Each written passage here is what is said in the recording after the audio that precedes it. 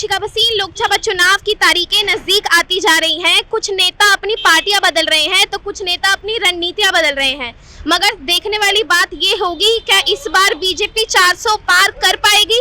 तो चलिए जानते हैं जनता का ओपिनियन क्या होगा। तो क्या लगता है इस बार हवा का रुख किस तरफ है, कौन सी पार्टी के जीतने के चांसेस ज्यादा है? मुझे तो ये लगता है कि बीजेपी के अलावा कोई पार्टी है नहीं अभी जो उसको टक्कर दे सके। बाकी इंडिया लाइंस जो है उनके कोई एक चेहरा नहीं है, तो इसके चलते मुझे नहीं लग रहा कोई इम्पैक्ट उनका बन पा रहा है। अच्छा, विपक्ष का कहना सर ये भी है कि लोकतंत्र की हत्या करी जा रही है, तानाशाही चल रही है, तो इस पे आप क्या कहना चाहेंगे? हाँ, बरसों से लोकतंत्र की हत्या हो रही है। इमरजेंसी बीजेपी ने शायद नहीं लगाई थी तो तब भी लोकतंत्र की हत्या हुई थी। और जो मोदी को जनता जिता रही है, लोकतंत्र जिता रहा है, वो हत्या करके क्या पाएगा? हत्या तो वो करेगा जिसे डर होगा, जैसे इंदिरा गांधी को डर था, कोर्ट से उसकी सत्ता छीनने वाली थी। तो मेरे हिसाब से तो मजबूती मिलती है मोदी को इससे, तो मुझे नहीं लगता कि हत्या मोदी करेगा। कई लोग कहते हैं कि राम मंदिर का नाम लेके वोट लेने की बीजेपी सरकार की आदत हो गई है, तो आपका इस पे क्या राय है कि सिर्फ राम मंदिर ही उनका एक एजेंडा है जिसके द्वारा वो अपने वोट इकट्ठा कर रहे हैं, या और भी काम कुछ गिनाना चाहेंगे? देखिए, राजनीति जब विपक्ष कर रहा था कि मंदिर वहीं बनाएंगे पर तारीख नहीं बताएंगे, तब उनको अगर आप घेर रहे थे, क्रिटिसाइज कर रहे थे, तो आज उन्होंने आपको बना के दिया है, तो आज वो बोलेंगे तो है ही ना, तो इसमें गलत क्या है?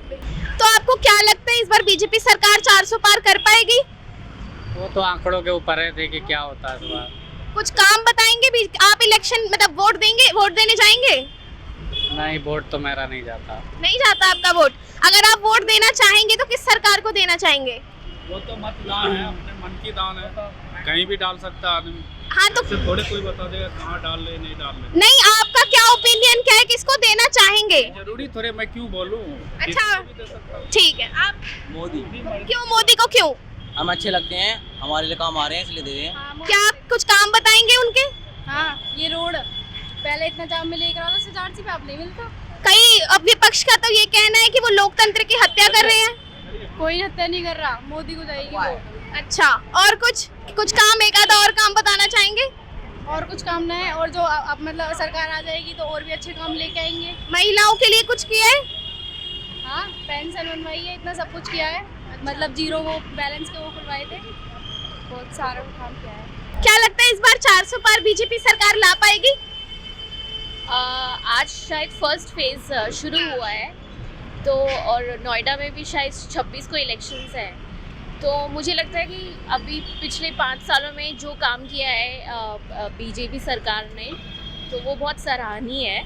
और मुझे लगता है कि अभी जितना मैंने देखा है, तो मुझे लगता है बीजेपी ही शायद आगे भी कुछ लोग कहते हैं कि महंगाई हो गई है, तो उस पर क्या कहना चाहेंगी आप?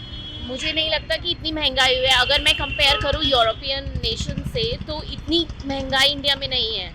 और महंगाई के साथ साथ यहाँ डेवलपमेंट भी तो कितना हुआ है। अब हम अगर कंपेयर करते हैं कुछ सिटीज़ जब हम कंपेयर करते हैं, तो हम देखते हैं कि पहले से बहुत ज़्यादा डेवलपमेंट है और इतनी महंगाई तो नहीं है।